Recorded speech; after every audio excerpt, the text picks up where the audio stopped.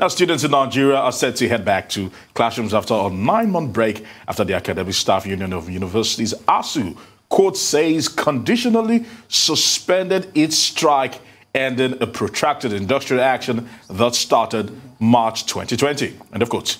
ASU National President Biodun Ogunyemi made this announcement during the briefing of the union in Abuja earlier today, explaining that the development followed consultations with the National Executive Committee.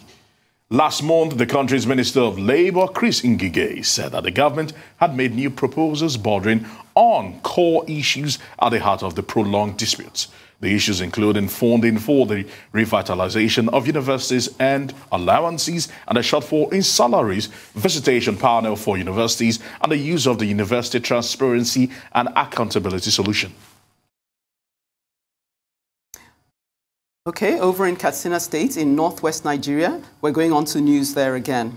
Well, unknown gunmen have abducted the village head of Kaiga Malamai in Danmusa local government area of Katsina State alongside 15 others. A resident of the village says the gunmen stormed the village around midnight on Monday and operated for several hours, after which they left with victims. And right now, freelance journalist Mohammed Awwal is reporting that 2 people have been killed and another kidnapped by bandits last night in Gwamatawa community in Garawa local government area in Katsina. Let's cross over live now to Katsina to join our journalist, Awwal Mohammed. Hello, Awwal. So, good afternoon. Yes, good afternoon. Can you tell us more on what's going on the ground? You say 2 people have been killed since last night. Can you update us as to the situation currently? Yes, 2 people have been killed. That's the village head of Gwamata community in Batagarawa local government area, and his son. That's the community held is Awwal Ibrahim Journalist, and he's about 89 years old. Then Awwal Ibrahim Journalist, his son, who is 46 years old. And also Hajia Dudua Ibrahim Journalist, that's the wife to the village head, has been kidnapped. She's 71 years old. So the burial just took place this morning. According to eyewitness, the bandits came in around 11:30 p.m. and they just went directly to the village head's house. They asked for him and they had wanted to go away with him, but he resisted. He said for him to be kidnapped, they prefer being shot. So they killed him instantly. They went inside, killed the son, and they now took a wife. They took away the 71-year-old wife of the late district head of Gwamata, Awwal Ibrahim Journalist. So do you feel, based on what you've heard so far, that there are indicators of a personal grievance against that particular village head, seeing as they went straight to his house and chose to take his son and abduct the wife? Well, I cannot say that for now, but actually what the members of that community are saying, they're just surprised when these people come, they just went straight to the village head's house without even asking where's the direction. It was after they have killed him, then they started ransacking other shops in that community. But the village head's residence was their first target. Have they asked, has ransom been requested for these people by the bandits? Or what is the situation of these people right now? And how is the mood like in the village? Because we're seeing some pictures and the community looks like they've been thrown into mourning. But how are they taking this particular incident? Up to now, there has been no contact yet. They only went and buried the deceased people. That's the village head and his son. So they are still awaiting what next should follow about the 71-year-old woman who has been kidnapped. Is there more you can tell us, Awwal, about the history in this area as to whether a previous kind of attack like this has happened before? Because again, I know I'm putting you on the spot, but it seems a little bit like they were sending out a message in the way they went about this. Is there any precedent to this? Well, actually, the issue is if you are counting or mentioning the local governments were under bandits' attack.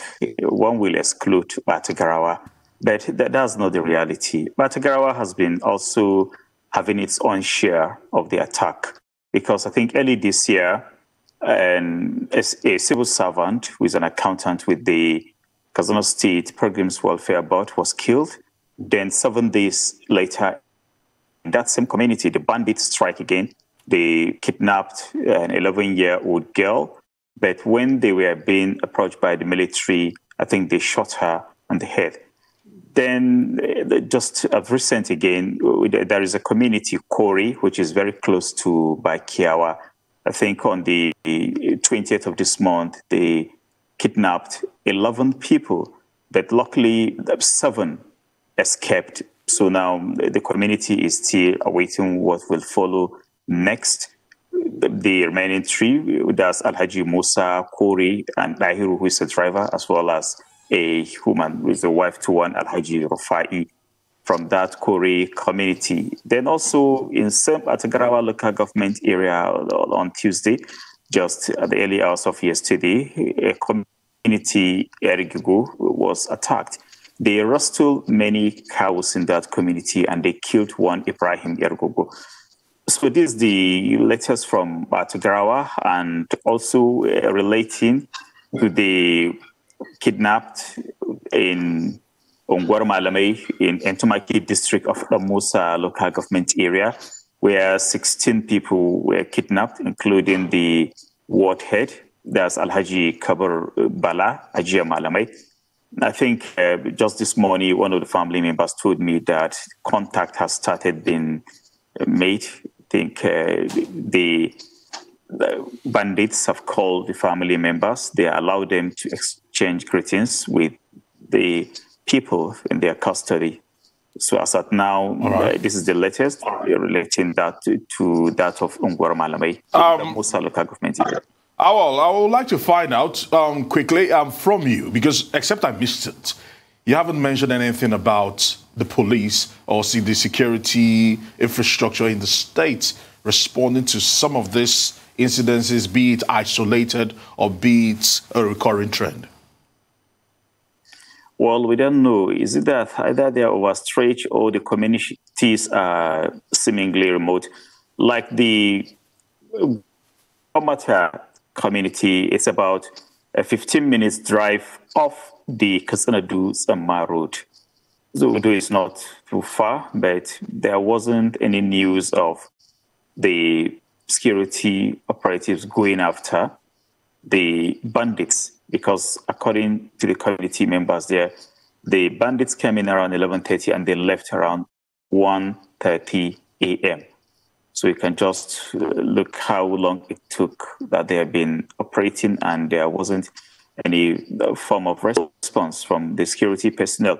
I think that was why one of the community leaders there, while preaching immediately after the funeral, I think he was sensitizing the people that, look, we just have to talk to the government to allow us to get arms so that we'll keep on protecting ourselves. If not, this is how the bandits will be coming and taking us up one after the other. According to him, if they finish with communities that are close to the state's capital, next then they will now move into the state's capital. You know, this is the view of one of the community leaders, and he is a prominent Islamic scholar because he's the Imam of the Batagarawa low-cost Jumaat Mosque, a retired Sharia court judge, for that matter. So this was his view.